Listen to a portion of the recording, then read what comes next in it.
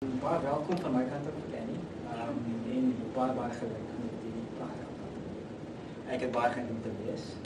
En jou eerste baba, nee? Ek het net geraai en gesê om die olifant uit die kamer uit te kry. Dis kom ek oor Die baba. olifant uit die kamer aanspreek. Want die naweek was ek by Tuin van Digters en toe hoor ek na die tyd dat een digter vir 'n ander digter gevra het, wat gaan aan? Annie se ma. Ek is 6,5 maande swanger. So, ek sê maar net. Dankie dat jy dit kan wees. Dankie Ryan, dankie dat jy my genooi het. Dit is baie lekker om te wees. Dankie vir julle wat almal gekom het. Luister.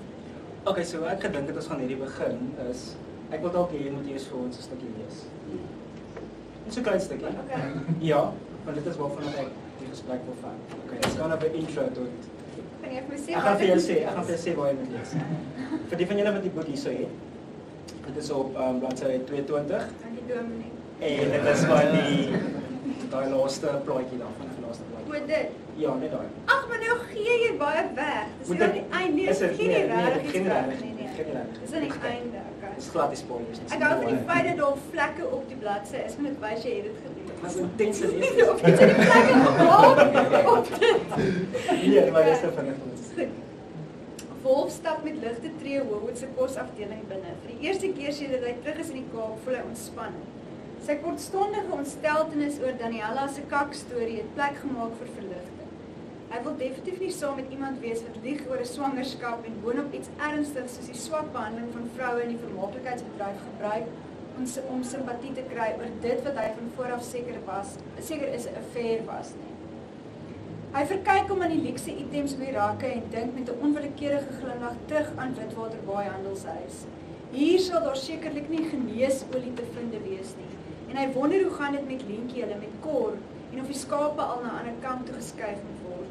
Hy onthou die heerlike skaapbou toebroodjies en met eens lyk al hierdie fancy kos soos plastiek. Voor die slaai yskas buk 'n jong meisie met 'n donker bob en mooi bene. Wolf se hart kom sit in sy keel. Pamina. Hy beweeg 'n tree nader, maar dan kom die meisie oorent, gooi 'n sakkie slaaiblare in haar mandjie en stap by hom verby. Dis nie sy nie. Wolf staan nog en staar na die plek waar die meisie was, toe lei sy selfoon in sy broeksak. Dis AJ, sy manager. Die studio is geboek, is jy reg om te rekord? Yes. Okay. En wat op die volgende bladsy staan, wat vir my baie cool was om te sien, is hierdie. 7 maande later. Alright. Want dit is waar ek nou wil chat, is hierdie baie unieke benadering van jou tot hierdie boek. Jy werk obviously hierso met 'n tried and tested resept, nee? As ons nou gesels oor die romantic comedy, of die romcom, die romantiese komedie wat jy hierso doen, maar jy gaan op 'n interessante manier te werk met hierdie genre. Ek het vir jou 'n link aangesit, ek weet of jy Ja, ek het gekyk. maar dit kom uit die romantiese komedie Friends with Benefits. En wat vir my interessant is aan hierdie een toneel wat ek vir haar aangestuur het, is dat daar hierdie hele narratief word geproblematiseer van die romcom, né? En maar jy gaan op 'n baie unieke manier daarmee te werk met hierdie one-size voorspelbaarheid en hierdie silver platter benadering tot hierdie hele manier hoe mense die narratief aan mekaar sit. Kan jy vir ons 'n bietjie dalk uitbrei daarop? Ja, eerstens, ek dink ek moet net iets sê oor die gebruik van die woord romcom.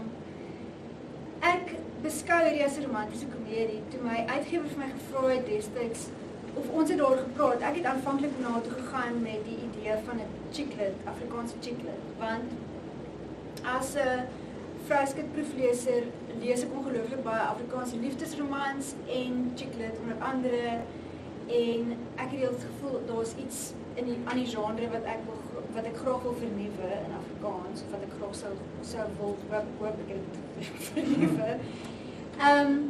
En toe stuur ek dit vir my uitgewer Carolyn Meets by Kwela en ek sê te vir haar, maar jy weet, hierso ek het 'n idee vir 'n chicklit, hier is die eerste hoofstuk, hier is die synopsis, en sy sê van, okay, dis nie heeltemal chicklit nie, maar hou aan skryf en kom ons kyk wat kom daar uit. En hoe meer ek geskryf het, hoe meer het ek besef, ek hou nie eintlik so baie van chicklit of ekskuus, ek spring nou 'n bietjie voor. Ja, maar dit is so cool, want ek het juist getouch op die hele label van chicklit, van Bibi Slippers sê in een van haar vlogs, of sy verwys na een van haar vlogs, na hierdie boek as chicklit, en ek wil vra of sy tevrede is met Ja, skies, ek praat oor Chiclet om eintlik net te praat oor romcoms. Ja. Maar Chiclet vir my, dink ek, dit is my moed. Ek wil myself nie noodwendig aan daai kamp sit nie, want byvoorbeeld Bridget Jones het my baie geïrriteer omdat sy so hulpeloos is, en sy is half, as mens dink aan Chiclet, dan dink jy aan Bridget Jones. En ook in die Afrikaanse konteks, die Afrikaanse Chiclet verhaal is, wat ek nou al gelees het, sal die ergste ding wat die meisie doen miskien wees om te sukkel om op te hou rook of wat ook al. Ek het die gevoel dit is nog steeds baie veilig, en ek dink ook daar is tog ook kritiek te lewer op die Chiclet genre oor die algemeen. Daar is natuurlik variasies, ek vir algemeen vreeslik eerlik. Hoe meer ek het geskryf het, hoe meer ek agtergekom, dit is eintlik soos 'n romantiese komedie. Ek het die hele tyd gesien as 'n fliek in my kop. Ek het eers gedink ek wil 'n draaiboek skryf hoor. Of ek het gespeel met die idee om 'n draaiboek te skryf vir 'n film, maar ek het geen idee om 'n draaiboek te skryf nie. Ek het nog nooit enigstens filmstudies gedoen nie, so ek het nie geweet waar om te begin nie, en ek moet nou to stick to my guns, ek weet dan hoe 'n boek moet lyk. Ja. So, toe het ek nou besluit ek gaan dit nou in boekvorm skryf. So vir my is dit daai juist soos die romantic comedies wat ons kyk op TV, die romantiese komedies. Dit is vir my 'n romantiese komedie in boekvorm. Ja. En om terug te kom nou by daai toneel, dit is basies, wie sit op die bank? Dit is Mila Kunis en Justin Timberlake sit nou op die bank en hulle kyk na hierdie romantiese komedie en dis al die clichés en Justin se karakter haal dit vreeslik uit in mekaar uit, skryf in mekaar uit, en Mila Kunis se karakter sit daar en sy elke woord van die komedie so saam. Jy weet, sy ken dit woord vir woord. En ek weet nie, daar's iets vir my daaraan dat ek is 100% bewus daarvan dat ek van clichés gebruik gemaak het. Ek was 100% bewus van wat ek gedoen het. Ek wou daai resepmatigheid nog steeds behou. Ek wou nie as ek op die ou end die besluit het, maar Wolf en Pamina kom nog glad op mekaar uit nie, of as ek te veel probeer vernuwe het op 'n bestaande resep wat werk en wat vir mense half genot verskaf, en vir my genot verskaf. Ek is mal oor romantiese komedies. Dit is my lekker om te kyk, dit is my lekker om liefdesromans te lees. Dit is iets wat ek geniet. Ek hou daarvan om te ontspan daarmee, en ek wou iets geskryf het wat my vriende mee kan ontspan en ek lekker kan geniet. As ek probeer het om dit te veel te vernuwe, dan sou dit nie meer 'n romantiese komedie gewees het nie, dan sou dit 'n literêre roman gewees het of iets heeltemal anders. So ek was heeltemal bewus daarvan dat ek binne sekere perke werk, maar ek dink binne in daai perke kan jy nog steeds 'n klein bietjie speelruimte. Veral dan in die Afrikaanse of die Suid-Afrikaanse konteks. As jy begin kyk na Afrikaanse liefdesromans, om 'n paar dinge uit te daag en 'n bietjie op sy kop te keer. Ek het definitief 'n bietjie gespot ook met die cliché-matigheid. Dink ek? Ja. Ek dink die boek neem homself te ernstig op. En ek dink ook nie eens voorstel homself te ernstig op te neem nie. Ja, nee, heeltemal nie. Nee, ek stem 100% saam met jou, en ek dink jy het dit baie goed gedaan. Maar jy het nou die woord speelruimte gebruik. En ek het self daar op getouch toe ons vinnig daar gesels het, en selfs toe ek vir jou die klein naamwerkie aangestuur het, is dat daar baie curveballs in die rigting van die leser gegooi word in hierdie bestaande genre, wat jy as jou speelruimte gebruik. En een van hulle is die baie interessante taalgebruik en register. Jy word al gekonfronteer daarmee op die eerste en die tweede bladsy.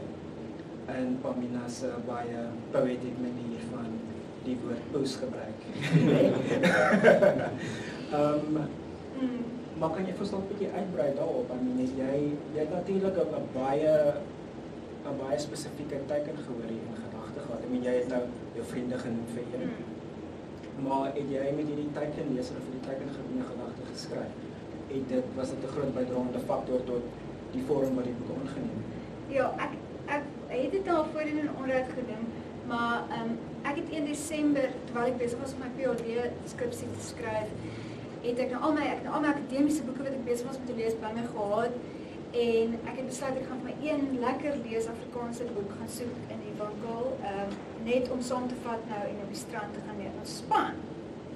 En ek staan toe in die winkel, okay, ek moet nou bysê, dit was in Wordsworth en Seepunt en die Afrikaanse afdeling is so groot. Dit is altyd so Wordsworth, ja. Ja, maar ook, dis Seepunt. Ja. Ek is die Afrikaanse afdeling in Seepunt. En ek stond er en ek kon nie iets vind wat ek gevoel het gemik is op my, jy weet, in my portiergroep nie. Nou, dit is ook weer eens 'n vreeslike veralgemening, daar is natuurlik heelwat boeke waarby ek aanklank vind, wat nie noodwendig op my gemik hoef te wees, dat ek dit kan geniet nie.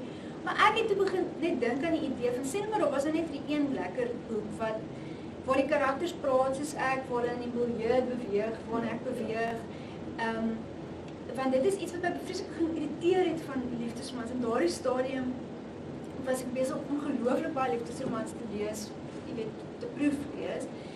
En ek het ook al gesê, toe ek jonger was selfs en baie liefdesromans as 'n tiener gelees het, wou ek net baie keer gehad het, man, vloek net so 'n bietjie, nie sweats onder jou, ek weet, hulle sal altyd sê, hy sweats onderlangs. Ja, jy weet, en hoekom sê jy nie net fok? Nie sê fok as jy wil sê fok. Jy weet, dit is okay.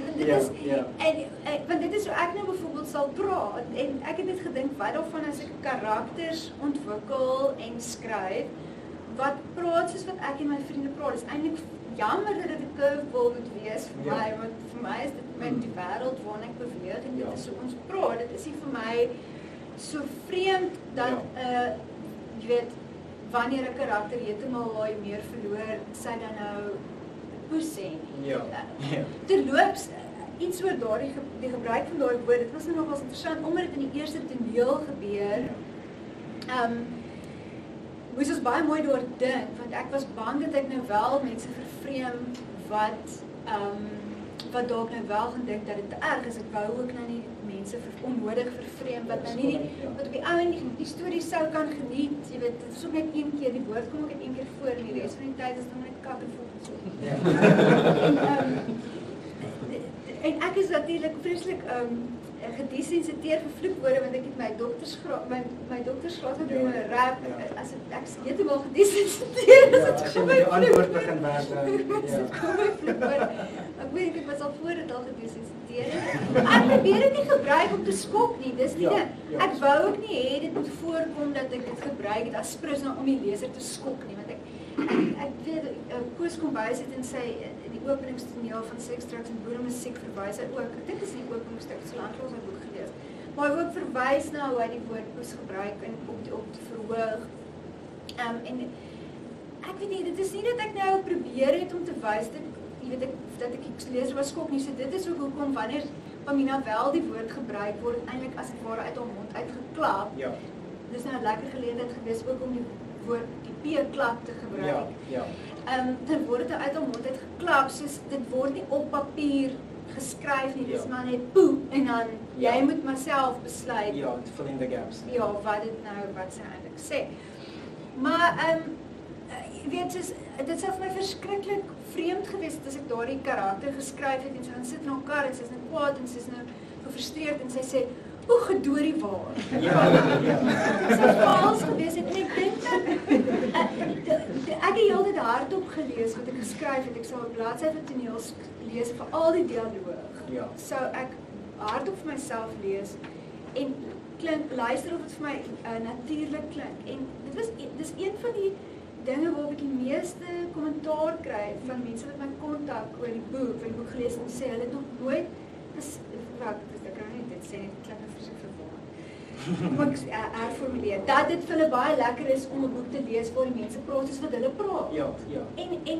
En dit beteken nie almal praat presies so nie, en ek dink ook ons het verskillende registers waar ons beweeg. Ek sê altyd vir studente, soos wat ek nou met hulle praat, as ek vir hulle klas gee, is nie hoe ek praat met my vriende as ons vrydag ons sal kuier nie. Maar, so dit gaan ook oor register, en ek dink, want ek wou so 'n bietjie speel met Pamina se,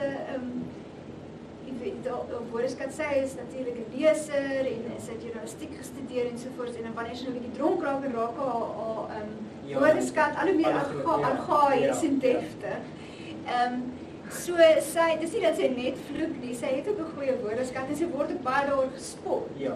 So dit was vir my, ek wou ook daai teenstrydigheid daar plaas, so dis nie net 'n kom en gevloekery nie. Nee, natuurlik. Maar ja, ek definitief daai grense 'n bietjie gepush, want ek dink nie dit hoef te wees. Ek dink ons onderskat ons lesers dikwels. Ek dink mens moet te veilig skryf en jy jy weet jy moet, want ek is vreeslik verbaas ook oor die ouderdom van mense wat terugvoer gee en gesê het hulle die boek geniet. En wel ek gedink het gaan net ek en my vriende wees, ek het geskryf vir my en my vriende, as ek my vriende my kultuurgroep. As ek verbaas hoeveel ouer mense ook daarby kon aanklank vind en dit kon geniet en kon lekker lag vir die taal gebruik en sê, mam, dit my dogter praat net so, of weet ek ken ook mense wat so praat. Van, dis een van die goed wat jou onmiddellik uittrek van die boek en jou dan daar hou. Van jy kan tot op daai vlak kan jy dadelik begin identifiseer met die karakter. Sy praat soos ek praat. So I'm gonna stay and listen na wat sy gaan vir my sê. Nou, ja. Nou in die lig van teikenleser en teikengroep en so aan. Wil ek dan gesels oor van die goedjies wat die boek aanraak.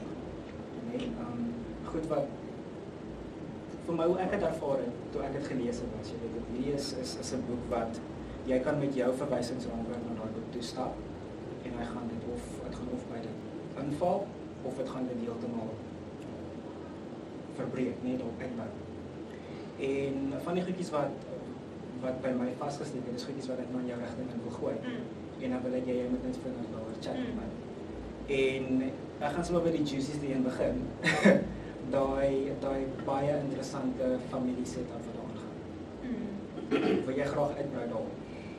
Ja, dit is nogals interessant. So toe ek begin skryf het, ek het met die twee karakters Pamina Vermaak en Wolf die jager gesit en ek het geweet ek wil vir hulle albei op Witwaterbaai kry en ek het geweet hulle albei het issues wat hulle moet uitsorteer en ek het geweet op die ouend wil hulle graag by mekaar kry. Nou, dit is wat ek geweet het going into die hele ding die begin van die skryf daarvan. Terloops, dit was vir my 'n ongelooflike lekker proses net om dit te skryf. Ek moes ook geniet het om dit te skryf, anders sou nie van my leser kon verwag om dit te geniet terwyl hulle dit lees. So vir my was dit na die skryf van my PhD absoluut net soos 'n tipe van aan die een kant het ek geskryf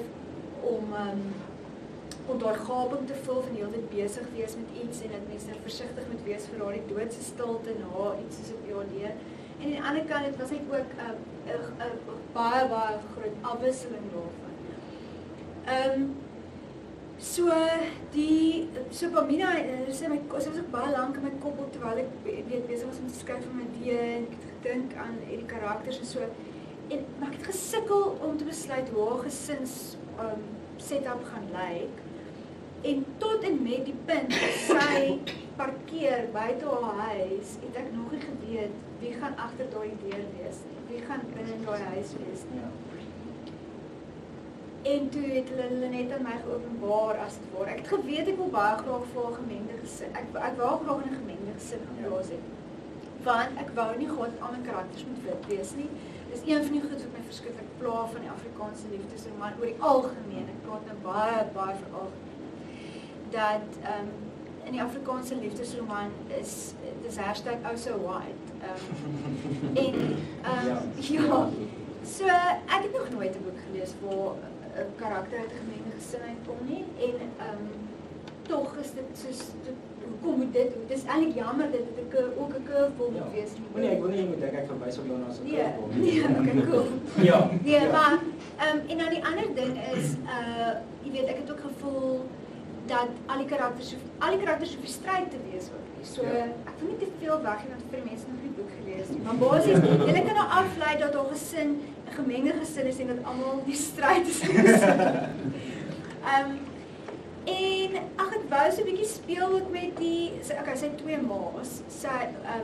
Ek gaan nie verder daar uitbrei nie. Ja. Maar sy word groot met twee ma's. Ek wou graag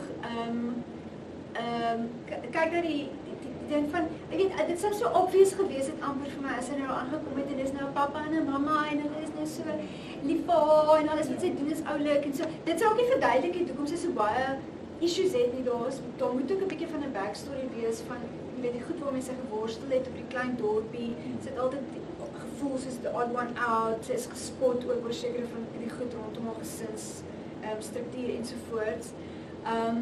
En alhoewel ek ook nou nie vreeslik wil ingaan op die narratief, die rasse narratief nie, is dit ook onderliggend. Ja. Daar is iets onderliggend van, jy weet, die vooroordele ensovoorts wat deurkom en ja, soos ek sê, dit is nog steeds 'n ligte storie, maar daar is tog 'n klein bietjie kommentaar wat gelewer word daarop. So, ek skryf toe net hierdie storie van, ek begin toe net skryf van hierdie twee ma's en haar beste chommy Aidens, hoe sy groot geword het, nie te veel ook daar uitbrei nie, want ek wil nie te veel weggee nie. En wat interessant was net ook, ek het altyd rare gedink, skrywers, ook as hulle sê karakters skryf lewe van hulle eie, maar dit was asof hierdie gesin om net openbaarheid rondom Pamina. En ek het basies Pamina se agtergrondverhaal begin invul deur die gesin en die dorp waar sy groot geword het, om te verduidelik hoe sy gekom het op die eind waar sy was, die boek begin, en waar, jy weet, hoe sy daar persoonlik geword het wat sy is. Maar kan ek miskien net noem iets wat ek nog nie genoem het al voorheen nie, die van julle wat wel begreeslik die boek gaan lees, kan ek miskien interessant is, maar daar is nog elemente wat ek geneem het uit my persoonlike verwysingsraamwerk, onder andere nou my familie kom van die Weskus af, so ek wou baie graag ook daardie wêreld inbring. En hoe dit altyd dit is vir my altyd baie geclash met my stadswêreld. As ek nou van die stad afkom en ek gaan kyk vir my Weskus familie, en daar was selfs 'n stadium wat ek selfs gevoel het, maar ek is nou te cool, want ek was nou in die stad, toe ek nou jong was. En waar ek op 'n punt gekom het, waar ek hulle rarig net begin waardeer het vir wat hulle is, en begin besef het dat dit lekker is om uit verskillende wêrelde uit te kom, en verskillende wêrelde as verwysingsraamwerk het. Ekskuus, ek dwaal nou so 'n klein bietjie af, maar Koti en Modini, dis nou Pamina se twee ma's. Pamina se pa is oorlede toe sy klein was, my pa is oorlede toe ek klein was, ek 5 jaar oud was, en toe hy oorlede is, het my ma se beste vriendin van haar klein tyd, Koti, gehelp om ons te versorg. So dit was ook so 'n klein bietjie 'n ode aan die vrou wat gehelp het om ons groot te maak, saam met my ma toe my pa oorlede is. So en wat ek dink ook, daar is iets te sê vir vroue wat saam staan, en nie net ook nie dit nog wil. Ek wou 'n bietjie wegweef van 'n patriargale bestel, patriargale gesin. Ja, en jy doen dit baie goed met daardie familiekonstrukt. Koop so. En dan wil ek nou gesels oor. Praat vreeslik. Nee, ons is reg. Dan wil ek juist praat oor hoe jy te werk gaan met vroulike sensitiwiteit in die boek, veral aan die hand van Pamina. Want jy sien al klaar dat ons nie hier te doen het met die blonde poppie, nee? Sy het nie lang hare nie. Sy het wel beautiful blou oë, maar Dit pas by die blou lig op die voorkant. So verstaan. So jy het obviously hier te doen met 'n karakter wat bietjie afwyk van daai versteekwoordes, nee? Van die perfekte meisie waar die perfekte goed gaan gebeur, en dat sy aan die einde van hierdie boek met die perfekte lewe gaan wegstap. She maybe does, or maybe she doesn't, ons weet nie, ek wil dit nie spoil nie. Maar Pamina, baie vloot karakter, nee? Jy het my baie van digters gesê, was van gesels het daaroor, dat jy dink aan die karakter as iemand wat quote-unquote haar eie kak veroorsaak, nee? Wil jy 'n bietjie uitbrei daarop? Ja, so, en weer eens om terug te kom by baie romcoms, baie chicklit-boeke en baie liefdesromans. Dit begin dikwels by 'n krisis. So dit is nou baie resepmatig. Dit begin by 'n krisis. Pamina is 'n krisis nou. Sy besef net op eendag sy is baie ongelukkig by die werk. Sy verloor 'n bietjie haar varkies by die werk. Ek probeer so mooi praat. Sy verloor haar kak, okay. Sy verloor haar varkies by die werk en sy vloek dan haar baas en sy besef nou net in daai oomblik hoe ongelukkig sy nou eintlik al is vir 'n lang tyd. Dit het nou eintlik net opgeborrel na die bokant toe, na die oppervlak toe. En maar baie van die krisisse in hierdie tradisionele liefdesromans word altyd veroorsaak deur 'n man. En as jy mooi gaan kyk, dit is miskien, jy weet, dit is so klassieke dinge, clichés dan bijvoorbeeld die vrou wat by die huis kom en haar verloofde kry in die bed, saam met haar beste vriendin.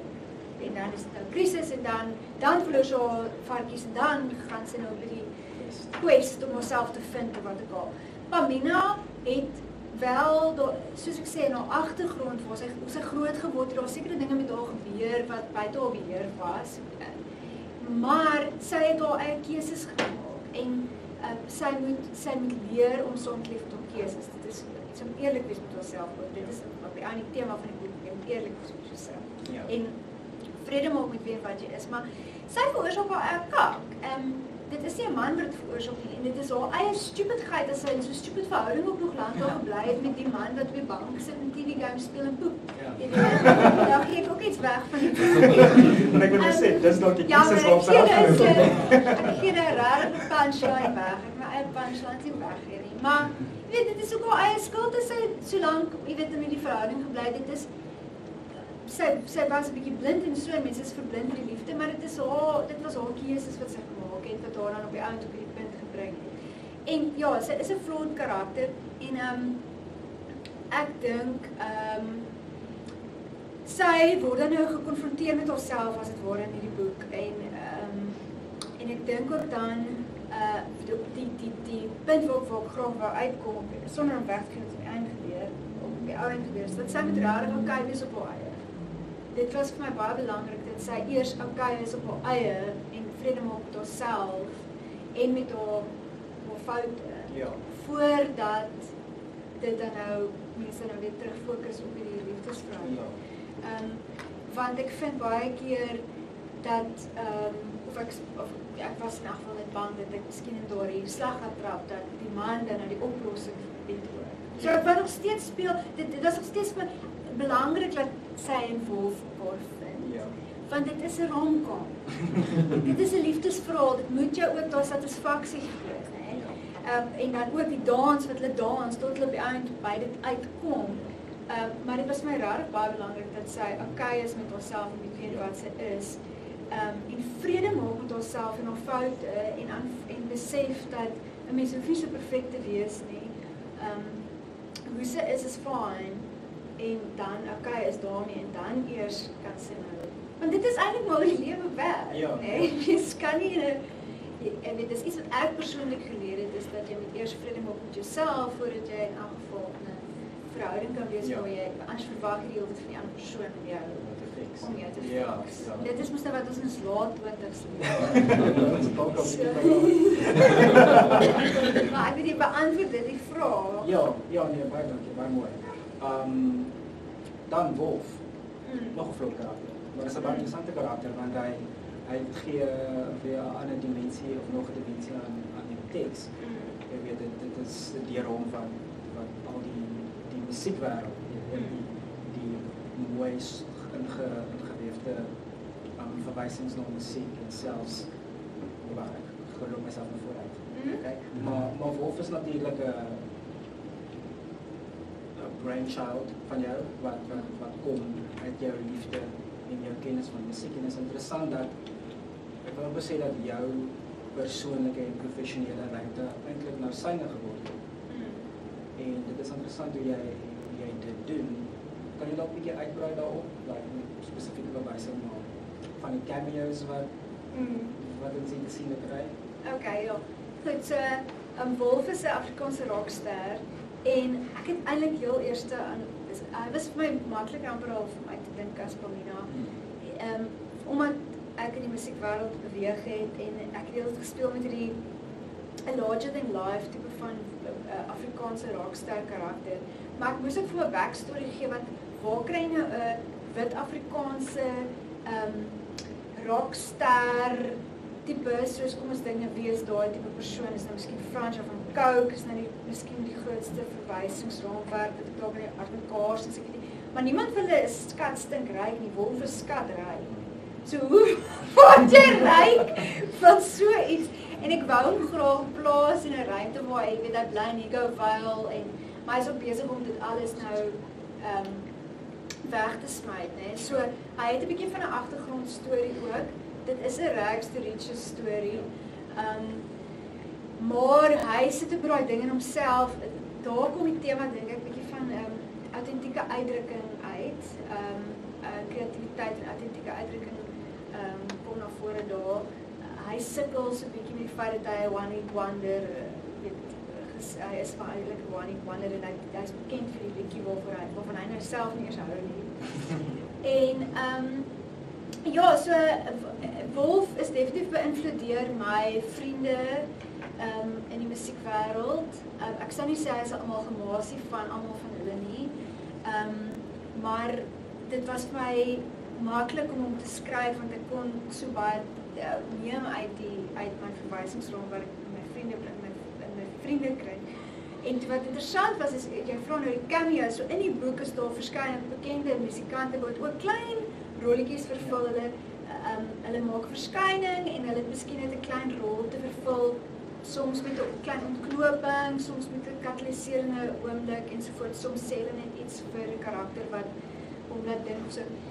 So daar is ook een van die lede van die was fantasties wat dan nou met Pamina gaan huis toe, so met een van die lede van die was fantasties. Ek gaan nie sê wie nie. Wat dan nou meer 'n klein bietjie van 'n groter rol vervul in terme van die verloop van die verhaal. En jy aan die ek kan nou niks wag nie. Aan die einde dan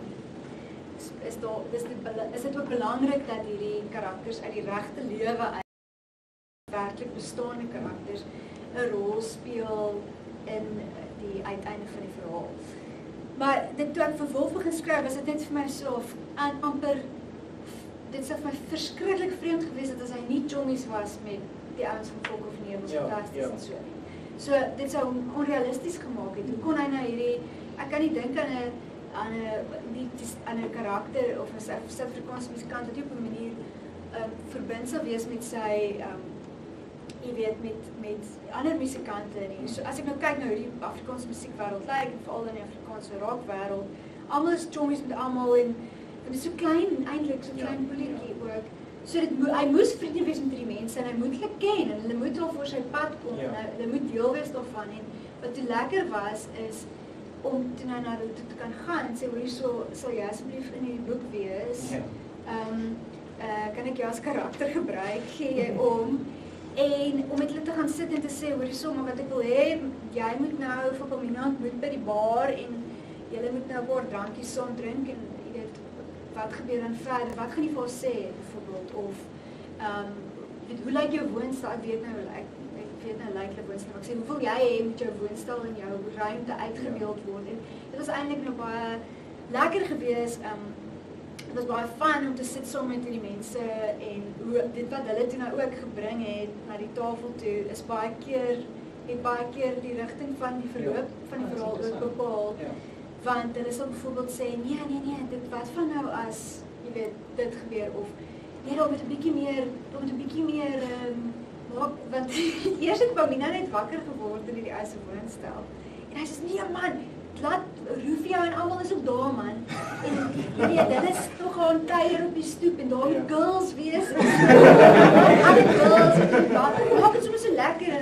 Toe plaas ek met 'n paar girls lê 'n bietjie op die bank en jy weet boude uit. So en ek bedoel dit is nie onrealisties nie. Ek was al oor sulke partytjies. Ek het ook kyk hoe die son opkom saam met Volkspolisie dit was fantasties. So dit is nie so vreemd nie. Ek sê wel, okay, dit maak actually meer sin. So, Hunter Kennedy het ook baie groot rol gespeel daarin. Het is ook geen geheim dat ek nou 'n kreatiewe simbiose het, in die sin van dat ek nou baie goed saam met hom gedoen het, saam met Volkspolisie en so. En hulle het my baie gehelp in die, jy weet, op die finale ontknoping ook van die verhaal. Om idees ook bietjie daar rond te bons. So hulle was my klankbord op die eind gewees. Hierdie mense wat kan wees maak in die boek, wat kan jou rolle vervul, wat absoluut fiktief is natuurlik, wat hulle is regtig, maar die dinge wat gebeur is fiktief.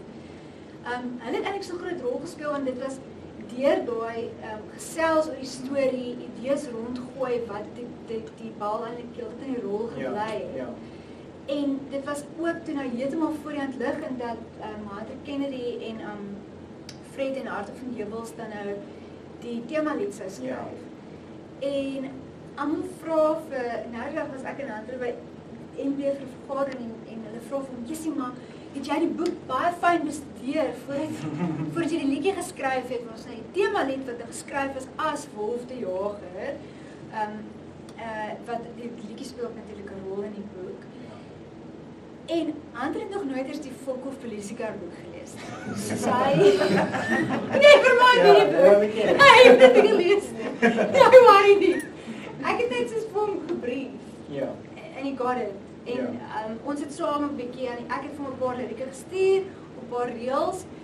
Wat baie interessant was vir my is dat selfs al het ek my PhD oor lirieke gedoen en my M ook oor lirieke gedoen, ek dink ek gaan ooit 'n liriek skryf, ek kan wees nie. As ek my vriende is met mense wat ek ken analyseer, ek kan dit analyseer, maar ek skryf dit baie lomp. So ek het so 'n paar reels vir hom gestuur en hy het dit net so lekker laat werk en dit was hulle besluit om dan vir Lade Liebenberg te gebruik, die voorsanger van Eiking, om dan nou as Wolf te sing. En dit was nogals vir my cool, want Lade Liebenberg is eintlik 'n akteur. En hy het as het ware die rol van Wolf aangeneem in die sing van die liedjie. En hy het ook gehelp met die workshop en hy het dit werklik geïnterpreteer. As jy na die liedjie gaan luister, kan jy ook hoor hy leef homself in die rol.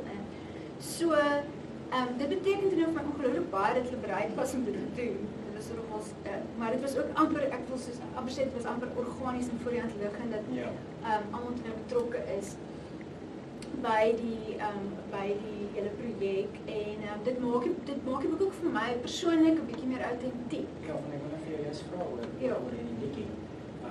Was dit geskryf met die idee dat hierdie twee so saam moet bestaan langs mekaar, soos sy en sy? Want wat ek dadelik gedoen het, toe ek op die plek in die boek kom waar hy die liedjie sing, het ek opgehou lees. Ek het in die mailsie gelees. Ek het opgehou lees. Ek het die liedjie gaan luister en ek het toe verder gelees. Wat hierdie teks vir my dan amper 'n soort van 'n multimodaliteit te doen. Ja, dit was die idee. Ek wou baie graag 'n cross-platform ding geskep het. So ek dink ons kan al hoe meer beweeg na ek dink van 'n kruisbestuiving tussen platforms omdat die tegnologie dit toelaat ook. En ek het al baie keer boeke gelees waar hulle verwys na 'n liedjie en dan gaan Google ek die liedjie en ek wil weet waarvan praat hulle, jy weet. En dit was die idee ook, as jy die boek lees, is die idee, as jy nie weet hoe Witchy Woman van Witchy Woman van, daar's van Punchline weggeet, weet hoe dit klink van die Eagles nie, of as jy nie, jy ken waarskynlik nie Nazareth nie, gaan luister dit en gaan, jy weet, ek wou ook mense gekry het om so 'n bietjie musiek te gaan explore. Ja, vir dit boost die narrative natuurlijk. Ja, en dit gee 'n ander dimensie daaraan, so as jy byvoorbeeld as jy na die toneel lees, waar, sonder om iets weg te gee, waar Pamina en Wolf plate luister, en hulle luister na 'n band met die naam van Nazareth. Wie het al ooit van Nazareth gehoor? Ekkie, daarom paar mense die ouer mense. Nazareth is amazing, dit was die heel eerste, dit is ook bietjie biografies, dit was die heel eerste plaat wat ek self gekoop het vir my plaatversameling. Ek het ook my pa se plaatversameling geërf, soos Pamina haar pa se plaatversameling geërf het en dan ook van daar begin uitbrei. En Nazareth was een van die eerste klassieke rockbands wat ek ontdek het. Nou, Wolf en Pamina deel 'n liefde vir Nazareth en hulle luister hierdie liedjie saam. En in die liedjie is daar, dis eintlik 'n Joni Mitchell liedjie wat Nazareth gecover het en dit is ook gesprek in die boek. Maar dis my intertekstualiteit vir my so interessant raak. So in die Joni Mitchell liedjie, so dit gaan sy sit op 'n vliegtuig en sy skryf nou oor verlore liefde, of dat sy 'n liefde verlaat het. Sy het totiens gesê vir iemand en sy spyt daaroor. En sy is jammer dit sy nou soos die liedjie se naam is This Flight Tonight. Sy sit op 'n vliegtuig en sy besef sy het 'n fout gemaak om weg te gaan. En in die agtergrond hoor sy 'n liedjie waar die mense sing Goodbye baby, baby bye bye. Ooh, love is blind. Maar dis eintlik soos 'n intertekst in haar liedjie. Nou cover Nazareth, Joni Mitchell's liedjie. So dis 'n intertekst en 'n intertekst. Ja, dis 'n intertekst en 'n intertekst. 'n intertekst al. Dis so. Dis by die. Ja. Nou luister Wolf en Pamina dit en die toneel in die boek dan Wolf uit nou 'n paar waar whiskies weg en so en hy sing er saam en hy sing daai deel van Goodbye baby, baby bye bye. Hy sing dit ook. En as jy die Wolf die Jager liedjie dan eerlik wees en luister is die koorgedeelte Bye Bye Baby. So ons het intertekste verweef eintlik ook met die musiek wat in die boek is, selfs in die liedjie wat dan nou waarheid geword het. Het was my baie interessant dat waarheid toe nou, dat fiksie toe nou waarheid geword. Want die waarheid is natuurlik vreemder as fiksie, maar hierdie fiksie dan nou waarheid geword eerder as wat jy weet net waarheid fiksie word. So die liedjie het so ontspring ook uit die dinge wat in die boek gebeur en dit loop al absoluut hand in hand en die idee is dat mense daarna gaan luister en die idee is dan ook dat wanneer jy die finale, jy het presies reg gedoen soos jy met ons wou eintlik daar is 'n QR code wat jy kan wat jy kan skandeer met jou foon om die liedjie te luister. Ons wou daai code insit, maar die liedjie was nie betyds klaar. Teen die tyd het ons drukker toe gegaan het, so toe kon ons nie die QR code print nie, want ek wou eintlik my oorspronklike idee was om dan nou die QR code wat jy letterlik is te print en dan kon jy dit scan, maar dit het nou so uitgewerk is ons het nou net op die flaptekst gesê, dit is beskikbaar op alle digitale platforms. So ja, dit is die idee, ek dink musiek gee 'n ander dimensie daaraan en ek dink mens kan begin speel met al hoe meer cross-platform. Ja, want dit is nou wat ek nou vir jou wil vra ter afsluiting. Dis nou dalk om heeltemal weg te beweeg van die teks self, maar net om te gesels oor tekste in general, en veral tekste uit die jong skrywers se penne. Sal jy sê dat tekste al hoe meer hierdie vorm gaan begin aanneem, want ons moet in gedagte hou dat jy weet, die gesigte van boekverkopers is besig om te verander. Hoe dink jy is dit besig om te verander? Hoe dink jy is die gesigte van boekverkopers besig om te verander? Ek sou met jou. Ja, ek dink ons gaan nader met 'n kollektiewe bewussyn sit wat self gaan terug op wat in die boek aangaan, jy weet. Mense gaan al hoe meer begin trek uit hulle onmiddellike omgewings, so hulle weer sin maak van hulle onmiddellike omgewings. So dit is hoekom ek dink dat, jy weet, boekverkopers gaan al hoe meer so begin lyk, al hoe meer so begin lyk. Jy verstaan wat ek sê? Like jy skryf obviously vir 'n teikengehoor, en jou teikengehoor lyk so. Ja, wel, my teikengehoor was ek. Ja. Ek was my teikengehoor. En die rede hoekom ek dit gedoen het, is om authentiek te probeer wees. En vir diegene wat wel my PhD-proefskrif gelees het, Alfred, professor Vos, twee mense. Dis iets wat ek uit hiphop geleer het. Daar's iets aan hiphop oor keeping it real, representing and being authentic en authenticiteit. So die hele kwessie van authenticiteit het ongelooflik by my gespook die afgelope paar jaar terwyl ek besig was met die studie oor hiphop. En dit in my persoonlike lewe het ook van al die belangriker geraak om authentiek te wees.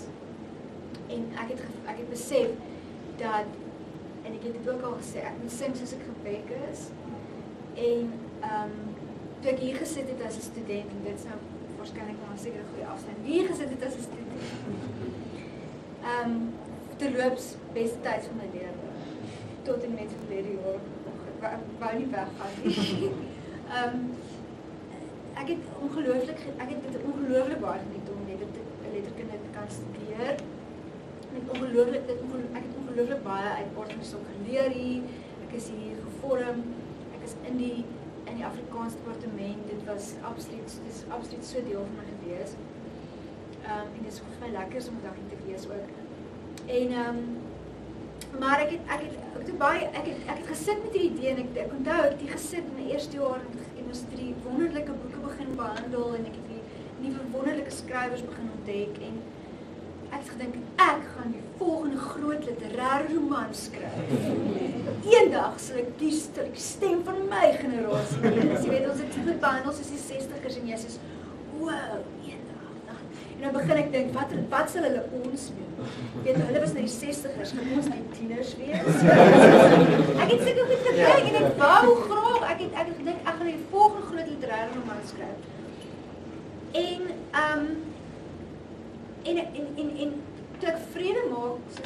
na met wie en wat ek is, en besef het, maar ek moet sing soos ek gebek is, I have to be true and honest to myself, ek moet iets skryf waarvan ek actually sal hou, selfs as dit kom in, soos dan moet dit maar kom en wees, maar ek wil baie graag gehad het met dit authentiek wees, en ek moet representeer wie ek is, waar ek vandaan kom, en dan, as dit nou net ek en my 10 vriende is waarvan hou, dan is dit net ek en my 10 vriende wat daarvan hou, maar dit is wat ek wou gedoen het. Ek het nie probeer skryf om die intelligensia te probeer beïndruk nie, ek het vrede gemaak daarmee, dat ek nie noodwendig nou die volgende groot literêre roman gaan skryf nie, ek wou net iets geskryf het vir my generasie, wat dalk 'n bietjie van 'n pulp klassiek kan word, wat representeer waar ek en my, ek sou jammer hoe heel dit te verwys na ek en my vriende, maar ek en my kultuurgroep tans is, en in daardie sin is dit ook iets wat, jy weet, dit vang 'n tydvak ook miskien vas,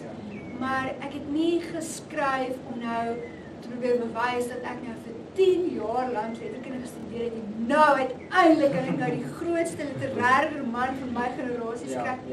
Dit is veronderstel net 'n autentieke uitdrukking te wees, en I'm sticking to it, I'm sticking to my story, want dit is 'n autentieke uitdrukking van my, waar ek vandaan kom, en wat ek geleer het die afgelope paar jaar, en ervaar het. Ja, dit is alles ten wat van die boek. Ek hoop so. Yes. So ja, dit is dan alles van my kant af, man. Baie dankie, Annie. Baie dankie, dit is dankie met jou gepraat. Yes, man. En dan wil ek nou vir julle vra, as daar enigiemand is wat vrae het om te vra, dan is dit nou die tyd. Yes. Ek is net nuuskierig oor die keuse van titel.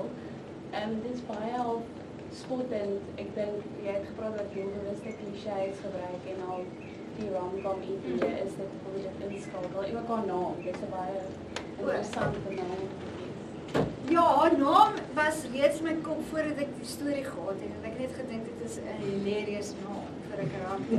So sy het eintlik rondom haar naam ontwikkel. Daar is ook 'n bietjie van 'n intertekst rondom met sy towerfluit, die rol van musiek as magiese element en maar dit is nou as mens net diep daarna wil kyk, mens wil nie diep apparently is maar net 'n cliché. Maar ja, so Pamina is natuurlik 'n karakter, ek moet sy towerfluit Vermaak, ek weet so altyd my fan was Vermaak, ek is so cool van. En ek het maar net 'n bietjie gespeel met die idee, en the tragic case of, dit is net vir my lekker geklink, tragies so. Dit is 'n bietjie aspres ook geweest, want dit is natuurlik nie tragies nie, dit is 'n bietjie van 'n komedie, maar ek het ook geweet dit gaan nie werk sonder die regte voorblad nie.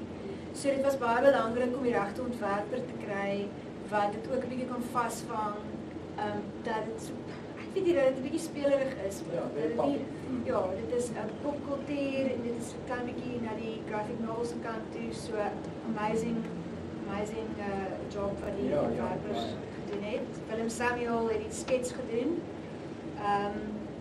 en dan nou Merwe Leroux die omslagontwerp gedoen. En dit is te danke aan Merwe dat sy swart hare en blou oë het. Okay. Want ek was nie seker hoe sy moet lyk nie, ek wou haar nie 'n poppie maak nie. En toe het Merwe haar so half ontwerp, dit was so of sy konsep, so ek so wel, kyk cool, waarna, dit werk vir my.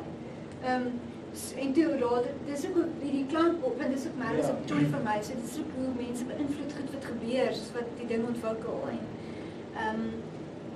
iets wat ek nog gesê, ek wou iets gesê het wat oor haar voorkoms. Sy word nou ook gekonfronteer met die feit dat sy in stadium met sy niks fancy klere meer nie, sy moet alle ou klere van skool dra en so voort. So sy is 'n bietjie ongemaklik ook in haar vel en so dit is, she's glad nie 'n poppie.